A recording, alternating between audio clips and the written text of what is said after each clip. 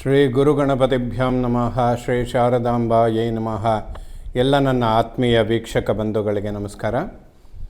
ಎಲ್ಲ ವೀಕ್ಷಕರಿಗೂ ಕೂಡ ಯುಗಾದಿ ಹಬ್ಬದ ಶುಭಾಶಯಗಳು. ಹೊಸ ಸಂವತ್ಸರ, ಹೊಸ ವರ್ಷದ ಶುಭ ಫಲಗಳನ್ನು ತಿಳಿಸುವ ಪ್ರಯತ್ನ ಮಾಡೋಣ. ಎಲ್ಲ ವೀಕ್ಷಕರಿಗೂ ಕೂಡ ಪರಾಭವನಾಮ ಸಂವತ್ಸರ, ಹೊಸ ವರ್ಷ ಶುಭ ಫಲಗಳನ್ನೇ ಕೊಡುವಂಥದ್ದಾಗಲಿ, ಶಾರದಾ ಪರಮೇಶ್ವರಿಯ ಸಂಪೂರ್ಣ ಅನುಗ್ರಹವಾಗಲಿ ಅಂತ ಹೇಳ್ತಾ, ಈ ಸಂವತ್ಸರದಲ್ಲಿ ರಾಜನಾದಂಥವನು ಗುರುಬ್ರಹ್ಮ. ಹಾಗಾಗಿ ರಾಜರು ನ್ಯಾಯಬದ್ಧವಾಗಿ ರಾಜ್ಯಪಾಲನೆಯನ್ನು ಮಾಡ್ತಾರೆ ಅಂತ ಕೂಡ ಹೇಳ್ಬೋದು. ಮಂತ್ರಿಯಾದಂಥವನು ಕುಜ, ಸೇನಾಧಿಪತಿ ಚಂದ್ರ, ಸಸ್ಯಾಧಿಪತಿ ಶುಕ್ರ, ಧಾನ್ಯಾಧಿಪತಿ ಬುಧ, ಅದೇ ರೀತಿಯಲ್ಲಿ ಅರ್ಘಾಧಿಪತಿ ಚಂದ್ರ, ಮೇಘಾಧಿಪತಿ ಕೂಡ ಚಂದ್ರನೇ ಆಗಿರ್ತಾನೆ. ಪಶುಗಳಿಗೆ ನಾಯಕನಾದಂಥವನು ಕೃಷ್ಣ ಪರಮಾತ್ಮ. ಈ ರೀತಿಯಾಗಿ ಸಂವತ್ಸರದಲ್ಲಿ ಅಧಿಪತಿಗಳಾದಂಥವರೆಲ್ಲರೂ ಕೂಡ ಹೆಚ್ಚಿನದಾಗಿ ಶುಭ ಫಲಗಳನ್ನು ಕೊಡುವಂತಹ ರೀತಿಯಲ್ಲೇ ಇರ್ತಾರೆ. ಗುರುವಿನ ಅನುಗ್ರಹ, ನ್ಯಾಯಬದ್ಧವಾದ ಒಂದು ಆಡಳಿತವನ್ನು ಅಥವಾ ರಾಜ್ಯ ಪಾಲನೆಯನ್ನು ಮಾಡೋದಕ್ಕೆ ಗುರುವಿನ ಅನುಗ್ರಹ ಬಹಳ ಶುಭ ಫಲಗಳನ್ನು ಕೊಡುತ್ತೆ. ಕುಜ ಮಂತ್ರಿಯಾಗಿರುವ ಕಾರಣ ಸ್ವಲ್ಪ ಅಗ್ನಿಭಯ, ಚಂಡಮಾರುತಗಳು ಅಥವಾ ಗಾಳಿಯ ರಭಸ ಅನ್ನುವಂಥದ್ದು ಸ್ವಲ್ಪ ಜಾಸ್ತಿ ಇರುತ್ತೆ. ಶುಕ್ರ ಸಸ್ಯಗಳಿಗೆ ಅಧಿಪತಿಯಾಗಿರೋದ್ರಿಂದ ಹೆಚ್ಚಿನ ಒಂದು ಫಲವತ್ತಾದ ಬೆಳೆಯನ್ನು ಬೆಳೆಯೋದಕ್ಕೆ ಸಾಧ್ಯವಾಗುತ್ತೆ. ಪಶುಗಳಿಗೆ ಅಧಿಪತಿಯಾದಂಥ ಕೃಷ್ಣ ಪರಮಾತ್ಮ ಅಭಿವೃದ್ಧಿಗಳನ್ನು ಕೊಡೋದ್ರ ಜೊತೆಗೆ ಹಸುಗಳು ಸಮೃದ್ಧಿಯಿಂದ ಹಾಲನ್ನು ಕೊಡುವಂಥದ್ದು, ಇವೆಲ್ಲದೂ ಕೂಡ ಪ್ರಕೃತಿ ಸಹಜವಾಗಿ ಬಹಳಷ್ಟು ಶುಭ ಫಲಗಳನ್ನು ಕೊಡುವಂಥದ್ದಿದೆ.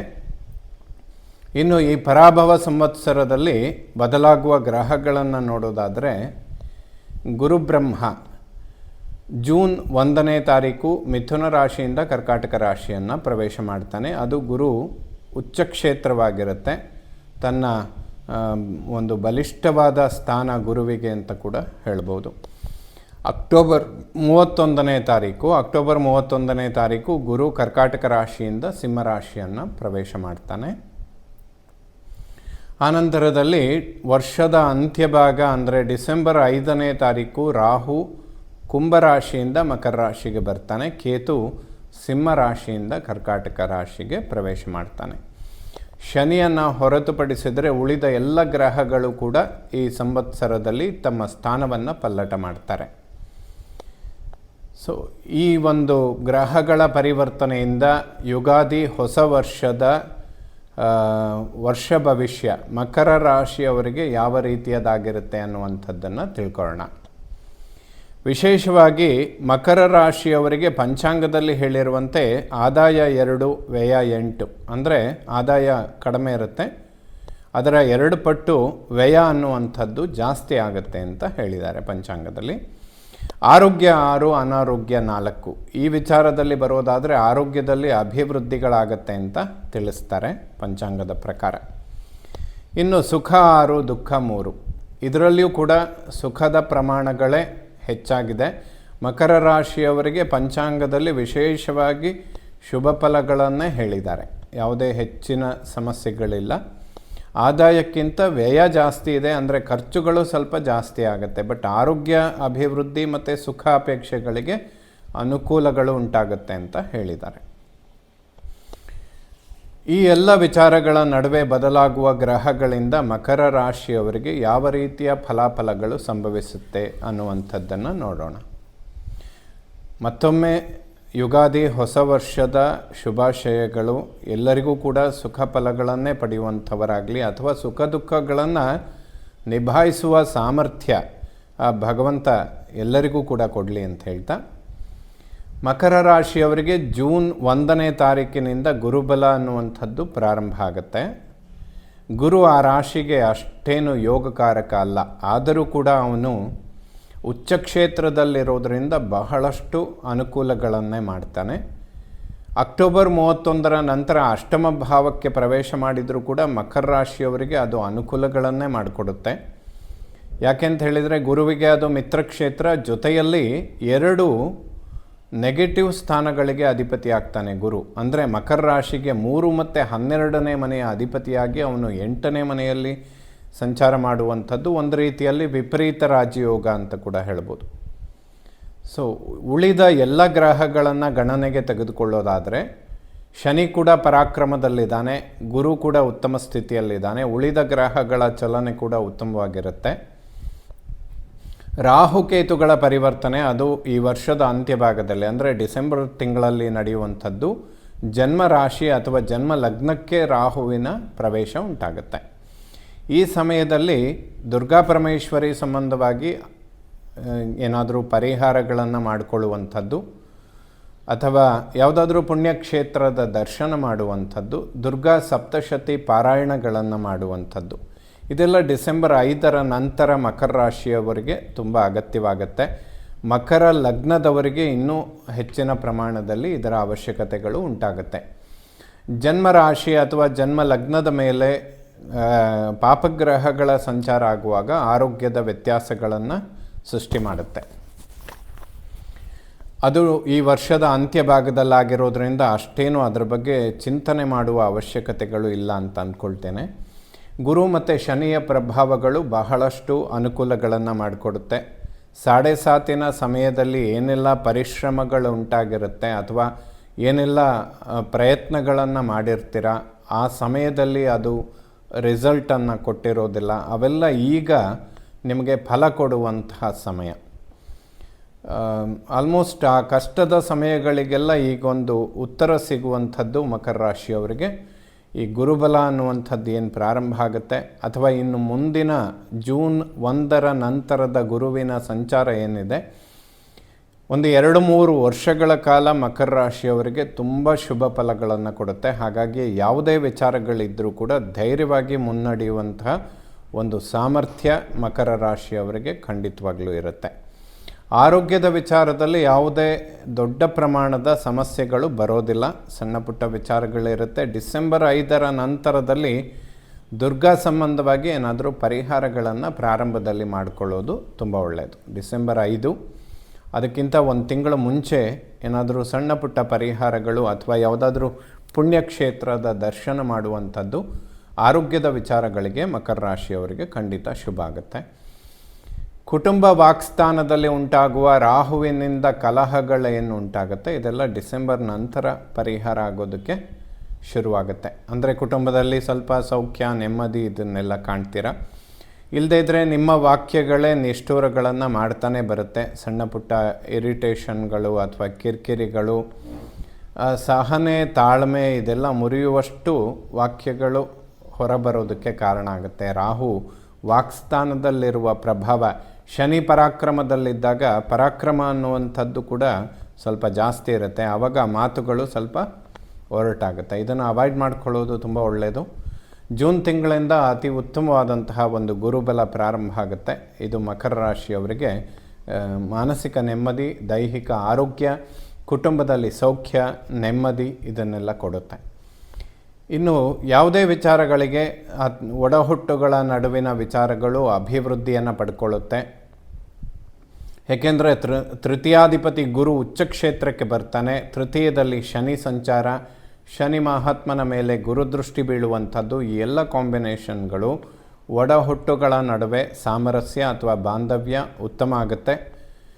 ಯಾವುದೇ ಹಣಕಾಸಿನ ನಿರೀಕ್ಷೆಗಳನ್ನು ಮಾಡಿದರೆ, ಬ್ಯಾಂಕ್ ಲೋನ್ಗಳನ್ನು ಎಕ್ಸ್ಪೆಕ್ಟ್ ಮಾಡಿದರೆ ಸಮಯಕ್ಕೆ ಸರಿಯಾಗಿ ಸಿಗುತ್ತೆ.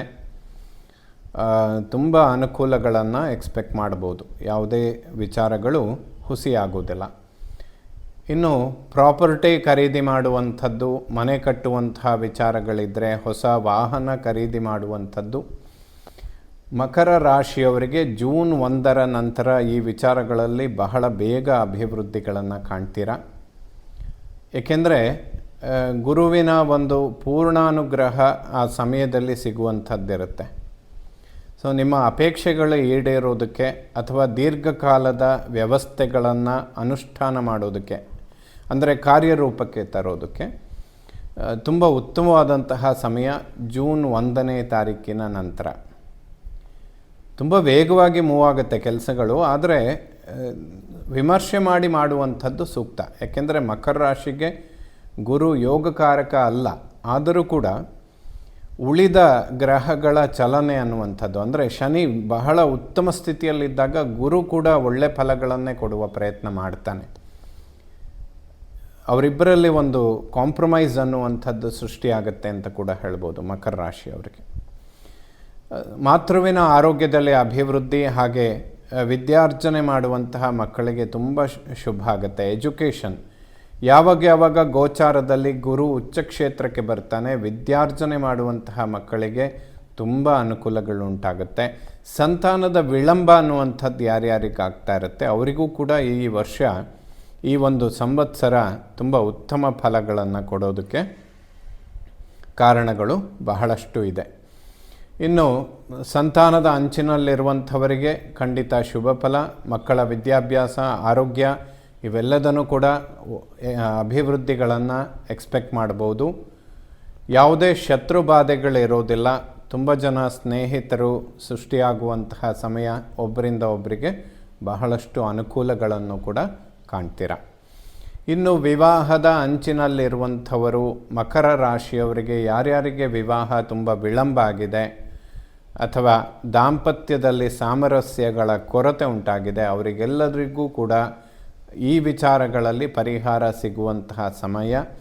ಮಾಂಗಲ್ಯ ಸ್ಥಾನದಲ್ಲೇ ಗುರು ಉಚ್ಚ ಕ್ಷೇತ್ರದಲ್ಲಿರುವಂಥದ್ದು ತುಂಬ ಶುಭ ಫಲಗಳನ್ನು ಕೊಡುತ್ತೆ. ಸಾಧ್ಯವಾದಲ್ಲಿ ಒಮ್ಮೆ ಗುರುಗಳ ದರ್ಶನ ಮಾಡಿ, ಗುರುಗಳಿಗೆ ಪಾದಪೂಜೆಯಂತಹ ಸೇವೆಗಳನ್ನು ಮಾಡಿ, ದತ್ತಾತ್ರೇಯರಿಗೆ ಸಂಬಂಧಪಡುವ ಸ್ತೋತ್ರಗಳನ್ನು ಪಠನೆ ಮಾಡಿ. ಯಾಕೆಂದರೆ ಯೋಗಕಾರಕ ಅಲ್ಲದ ಗುರು ಉಚ್ಚ ಕ್ಷೇತ್ರದಲ್ಲಿದ್ದು ನಿಮ್ಮ ರಾಶಿಯನ್ನು ನೇರವಾಗಿ ನೋಡುವಾಗ ಗುರುವಿನ ಒಂದು ಪ್ರಾಬಲ್ಯ ನಿಮ್ಮ ರಾಶಿಯ ಮೇಲೆ ಹೆಚ್ಚಾಗಿರುತ್ತೆ. ಅವನ ಒಂದು ಕೃಪೆ ಅಥವಾ ಅವನ ಒಂದು ಅನುಗ್ರಹಕ್ಕಾಗಿ ಪ್ರಾರ್ಥನೆ ಮಾಡುವಂಥದ್ದು ಅತ್ಯಂತ ಅವಶ್ಯಕವಾಗುತ್ತೆ. ಆ ಗುರುವಿನ ಒಂದು ಉಚ್ಚ ಕ್ಷೇತ್ರದ ಫಲವನ್ನು ಪಡೆಯೋದಾದರೆ ಮಕರ ರಾಶಿಯವರಿಗೆ ನಿಂತಿರುವ ಬಹಳಷ್ಟು ಕೆಲಸಗಳು ಅಭಿವೃದ್ಧಿ ಆಗುತ್ತೆ, ಗುರಿ ಮುಟ್ಟೋದಕ್ಕೆ ಸಾಧ್ಯವಾಗುತ್ತೆ. ಯಾವುದೇ ಹಿನ್ನಡೆಗಳು ಆಗೋದಕ್ಕೆ ಕಾರಣಗಳು ಇರೋದಿಲ್ಲ. ಆದ್ದರಿಂದ ಗುರುವಿನ ಅನುಗ್ರಹ ಅತ್ಯಂತ ಮುಖ್ಯ. ಮಕರ ರಾಶಿಯವರಿಗೆ ದಾಂಪತ್ಯ ಜೀವನ ಬಹಳ ಶುಭ ಆಗುತ್ತೆ. ವಿವಾಹದ ಅಂಚಿನಲ್ಲಿ ಇರುವಂಥವರಿಗೆ ಮಂಗಳ ಕಾರ್ಯಗಳಿಗೆ ಅತ್ಯಂತ ಶುಭ ಸಮಯ ಇದಾಗಿರುತ್ತೆ. ಯಾವುದೇ ಮೃತ್ಯುಕಂಟಕಗಳು ಅಥವಾ ಬಾಧೆಗಳು ಇರೋದಕ್ಕೆ ಸಾಧ್ಯವೇ ಇಲ್ಲ. ಗುರುವಿನ ಅನುಗ್ರಹ ರಾಶಿ ಮೇಲೆ ನೇರವಾಗಿ ಇರುವಾಗ ಆರೋಗ್ಯದ ಬಾಧೆಗಳು ಕೂಡ ಯಾವುದಾದ್ರೂ ಬಹಳ ಸಮಯದಿಂದ ತೊಂದರೆಗಳನ್ನು ಕೊಡ್ತಾ ಇದ್ದರೆ ಈಗ ಅದಕ್ಕೆ ಪರಿಹಾರ ಕಂಡುಕೊಳ್ಳೋದಕ್ಕೆ ಸಾಧ್ಯವಾಗುತ್ತೆ. ಇನ್ನು ಭಾಗ್ಯಸ್ಥಾನ, ಭಾಗ್ಯೋದಯಗಳನ್ನು ಕೊಡೋದಕ್ಕೆ ಪರಾಕ್ರಮದಲ್ಲಿರುವಂತಹ ಶನಿ ದೃಷ್ಟಿ 9ನೇ ಮನೆ ಮೇಲೆ ಬೀಳೋದ್ರಿಂದ ಸ್ವತಃ ರಾಶ್ಯಾಧಿಪತಿನೇ ಪರಾಕ್ರಮದಲ್ಲಿ ಕೂತು ಭಾಗ್ಯಸ್ಥಾನವನ್ನು ನೋಡ್ತಾನೆ. ಪಿತ್ರಾರ್ಜಿತ ಆಸ್ತಿಗಳು ತುಂಬ ಅಭಿವೃದ್ಧಿ ಮಾಡೋದಕ್ಕೆ ಸಾಧ್ಯವಾಗುತ್ತೆ. ಒಂದು ತಂದೆ ತಾಯಿಯ ಅನುಗ್ರಹ, ಆಶೀರ್ವಾದ ಮಕರ ರಾಶಿಯವರ ಮೇಲೆ ತುಂಬ ಉತ್ತಮ ಸ್ಥಿತಿಯಲ್ಲಿರುತ್ತೆ. ಪ್ರಾಪರ್ಟಿ, ಭೂಮಿಗೆ ಸಂಬಂಧಪಡುವ ವಿಚಾರಗಳು ಯಾವುದೇ ಇದ್ದರೂ ಕೂಡ ಪಿತ್ರಾರ್ಜಿತ ಆಸ್ತಿಗಳು ಇವೆಲ್ಲದೂ ಕೂಡ ಮಕರ ರಾಶಿಯವರಿಗೆ ತುಂಬ ಅನುಕೂಲಗಳನ್ನು ಮಾಡಿಕೊಡುವಂತಹ ಸಮಯ. ಕರ್ಮ, ಉದ್ಯೋಗ, ಮಕರ ರಾಶಿಯವರಿಗೆ ಉದ್ಯೋಗದಲ್ಲಿ ಅಭಿವೃದ್ಧಿಗಳನ್ನು ನಿರೀಕ್ಷೆ ಮಾಡಬಹುದು. ಎಲ್ಲ ವಿಚಾರಗಳಲ್ಲಿ ಚೆನ್ನಾಗಿದೆ. ಆಲ್ಮೋಸ್ಟ್ ಇನ್ನೊಂದು 2-3 ವರ್ಷಗಳು ಗುರುವಿನ ಅನುಗ್ರಹ ಚೆನ್ನಾಗೇ ಇರುತ್ತೆ. 2027 ನಂತರದಿಂದ, ಜೂನ್ ತಿಂಗಳ ನಂತರದಿಂದ ಅರ್ಧಾಷ್ಟಮ ಶನಿ ನೀಚ ಕ್ಷೇತ್ರಕ್ಕೆ ಬರ್ತಾನೆ. ಅದೇ ಸಮಯದಲ್ಲಿ ರಾಹು ಕೂಡ ನಿಮ್ಮ ರಾಶಿಯಲ್ಲೇ ಇರ್ತಾನೆ. ಶನಿ ದೃಷ್ಟಿ ಅನ್ನುವಂಥದ್ದು ರಾಹುವಿನ ಮೇಲೆ ಬೀಳುತ್ತೆ. ಗುರು ಕೂಡ ಅಷ್ಟಮದಲ್ಲಿರ್ತಾನೆ. ಸೊ ಇವೆಲ್ಲ ಕಾಂಬಿನೇಷನ್ಗಳು 2027 ಜೂನ್ ನಂತರ ಸ್ವಲ್ಪ ತೀಕ್ಷ್ಣವಾಗಿರುತ್ತೆ. ಹಾಗಾಗಿ ಈ ಪರಾಭವನಾಮ ಸಂವತ್ಸರ ಅನ್ನುವಂಥದ್ದು ಮಕರ ರಾಶಿಯವರಿಗೆ ತುಂಬ ಅನುಕೂಲಗಳನ್ನು ಕೊಡುವಂತಹ ಸ್ಥಿತಿಯಲ್ಲಿದೆ. ಗ್ರಹಗತಿಗಳು ಕೂಡ ತುಂಬ ಉತ್ತಮ ಸ್ಥಾನದಲ್ಲಿದ್ದಾರೆ. ಈ ಸಮಯದಲ್ಲಿ ಮಾಡುವ ಪ್ರಯತ್ನಗಳು ತುಂಬ ಅಭಿವೃದ್ಧಿಗಳನ್ನು ಮಕರ ರಾಶಿಯವರಿಗೆ ಖಂಡಿತವಾಗಲೂ ಕೊಡುತ್ತೆ. ಅದರಲ್ಲೂ ವಿವಾಹ ಮತ್ತು ಸಂತಾನ ಇಂತಹ ವಿಚಾರಗಳನ್ನು ವಿಳಂಬ ಮಾಡದೇ ಇರೋದು ಮಕರ ರಾಶಿಯವರಿಗೆ ಖಂಡಿತ ಒಳ್ಳೆಯದು. ಉದ್ಯೋಗ ಕ್ಷೇತ್ರದಲ್ಲಿ ಬಹಳಷ್ಟು ಅಭಿವೃದ್ಧಿಗಳನ್ನು ನಿರೀಕ್ಷೆ ಮಾಡಬಹುದು. ಲಾಭಸ್ಥಾನದ ಮೇಲೆ ಗುರುದೃಷ್ಟಿ ಕೂಡ ಬೀಳ್ತಾ ಇರುತ್ತೆ. ಯಾವಾಗ ಗುರುಬಲ ಪ್ರಾರಂಭ ಆಗುತ್ತೆ, ಲಾಭಸ್ಥಾನವನ್ನು ಗುರು ನೋಡ್ತಾನೆ. ಕಡಿಮೆ ಪ್ರಯತ್ನ, ಹೆಚ್ಚಿನ ಲಾಭ, ಇದೆಲ್ಲ ಮಕರ ರಾಶಿಯವರಿಗೆ ಜೂನ್ 1 ನಂತರದಲ್ಲಿ ಸಾಧ್ಯವಾಗುತ್ತೆ. ಸಾಮಾನ್ಯವಾಗಿ ಎಲ್ಲರಿಗೂ ಕೂಡ ಗುರುಬಲ ಅನ್ನೋದು ಒಳ್ಳೇದು ಮಾಡುವ ಪ್ರಯತ್ನವನ್ನೇ ಮಾಡುತ್ತೆ. ಆದರೆ ನಿಮ್ಮ ದಶಾಭುಕ್ತಿಗಳು ಅಥವಾ ನಿಮ್ಮ ಜನ್ಮಜಾತಕದಲ್ಲಿ ಹುಟ್ಟುವ ಸಮಯದಲ್ಲಿ ಗುರುವಿನ ಸ್ಥಾನಮಾನಗಳು ಅಷ್ಟೇನು ಚೆನ್ನಾಗಿಲ್ಲದೆ ಇದ್ದರೆ ಸ್ವಲ್ಪ ನೆಗೆಟಿವ್ಗಳನ್ನು ಕೊಡ್ತಾನೆ. ಅದಕ್ಕೆ ನಾನು ಪ್ರಾರಂಭದಲ್ಲೇ ಹೇಳಿದೆ, ಗುರುವಿನ ಆರಾಧನೆ ಮಾಡುವಂಥದ್ದು, ಗುರುಗಳ ದರ್ಶನ ಮಾಡುವಂಥದ್ದು, ಗುರುಗಳಿಗೆ ಸಂಬಂಧಪಡುವ ಸ್ತೋತ್ರಗಳನ್ನು ಓದುವಂಥದ್ದು ಖಂಡಿತ ಶುಭ ಆಗುತ್ತೆ. ವಿದ್ಯೆ, ಉದ್ಯೋಗ, ವಿವಾಹ, ಸಂತಾನ ಈ 4 ವಿಚಾರಗಳಿಗೆ ಗುರುವಿನ ಒಂದು ಕೃಪೆ ಮಕರ ರಾಶಿಯವರಿಗೆ ಈ ಹೊಸ ಸಂವತ್ಸರದಲ್ಲಿ ಉತ್ತಮ ಸ್ಥಿತಿಯಲ್ಲಿದೆ.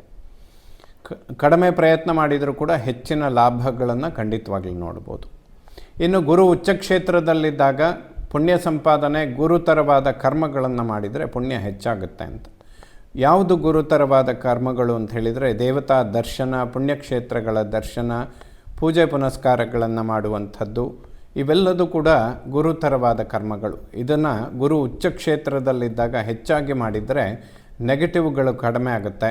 ಗುರುವಿನ ಒಂದು ಪ್ರಭಾವದಿಂದ ಉಳಿದ ಗ್ರಹಗಳು ಕೂಡ ಅತಿ ಹೆಚ್ಚಿನ ಶುಭ ಫಲಗಳನ್ನು ಕೊಡ್ತಾರೆ. ಈ ಹೊಸ ವರ್ಷ, ಹೊಸ ಸಂವತ್ಸರ ಮಕರ ರಾಶಿಯವರಿಗೆ ತುಂಬ ಅನುಕೂಲಗಳನ್ನು ಕೊಡುವ ಸ್ಥಿತಿಯಲ್ಲಿದೆ. ಎಲ್ಲ ವಿಚಾರಗಳಲ್ಲಿಯೂ ಕೂಡ ಅಭಿವೃದ್ಧಿಗಳನ್ನು ಖಂಡಿತವಾಗ್ಲೂ ನಿರೀಕ್ಷೆ ಮಾಡಬಹುದು. ಡಿಸೆಂಬರ್ 5ರ ನಂತರ ರಾಹುಕೇತುಗಳ ಚಲನೆ, ಅದರಲ್ಲೂ ರಾಹು ಜನ್ಮರಾಶಿ, ರಾಶಿಯ ಮೇಲೆ ಬರುವಂಥದ್ದು ಅಥವಾ ಲಗ್ನ ಅಂದರೆ ಶರೀರದ ಮೇಲೆ ಬರುವಾಗ ಬೆನ್ನು ಹುರಿ, ಬ್ಯಾಕ್ ಪೇಯ್ನ್ ಇಂತಹ ವಿಚಾರಗಳಿಗೆ ಸ್ವಲ್ಪ ಆರೋಗ್ಯದ ಏರುಪೇರುಗಳನ್ನು ಸೃಷ್ಟಿ ಮಾಡ್ತಾನೆ. ಇದೆಲ್ಲ ಡಿಸೆಂಬರ್ 5ರ ನಂತರದಲ್ಲಿ ಬರುವಂಥದ್ದು. ಹಾಗಾಗಿ ಡಿಸೆಂಬರ್ 5ರ ನಂತರದಲ್ಲಿ ರಾಹು ಜನ್ಮರಾಶಿಗೆ ಬರ್ತಾನೆ. 2027 ಜೂನ್ ನಂತರದಲ್ಲಿ ಶನಿ ನೀಚ ಕ್ಷೇತ್ರಕ್ಕೆ ಬರ್ತಾನೆ. ಆ ಸಮಯದಲ್ಲಿ ಅರ್ಧಾಷ್ಟಮ ಶನಿ ನಡೆಯುತ್ತೆ. ಸೊ ಈ ಎಲ್ಲ ಸಮಯಗಳಿಗೆ ನಡುವೆ ಸಿಗುವ ಒಂದು ಉತ್ತಮವಾದಂತಹ ಒಂದು ಸಮಯ ಈ ಪರಾಭವ ನಾಮ ಸಂವತ್ಸರ. ಇಲ್ಲಿ ಏನೆಲ್ಲ ಪ್ರಯತ್ನಗಳನ್ನು ಮಾಡ್ತೀರಾ ಮಕರ ರಾಶಿಯವರಿಗೆ ಮುಂದಿನ ದಿನಗಳಲ್ಲಿ ಅದು ಅನುಕೂಲಗಳನ್ನು ಖಂಡಿತವಾಗ್ಲೂ ಮಾಡಿಕೊಡುತ್ತೆ. ಹಾಗಾಗಿ ಯಾವುದಾದ್ರೂ ತುಂಬ ಲಾಂಗ್ ಟರ್ಮ್ ವಿಷನ್ ಇಟ್ಕೊಂಡು ಪ್ರಯತ್ನಗಳನ್ನು ಮಾಡುವಂಥದ್ದು ತುಂಬ ಅನುಕೂಲಕರವಾಗಿರುತ್ತೆ. ಹೊಸ ವರ್ಷ, ಹೊಸ ಸಂವತ್ಸರ ಮಕರ ರಾಶಿಯವರಿಗೆ ಶುಭ ಫಲಗಳನ್ನೇ ಕೊಡುವಂಥದ್ದಾಗಲಿ. ಶ್ರೀ ಶಾರದಾ ಪರಮೇಶ್ವರಿಯ ಸಂಪೂರ್ಣ ಅನುಗ್ರಹ ಎಲ್ಲ ನನ್ನ ವೀಕ್ಷಕ ಬಂಧುಗಳ ಮೇಲಿರಲಿ. ಶುಭವಾಗಲಿ ವೀಕ್ಷಕರೇ.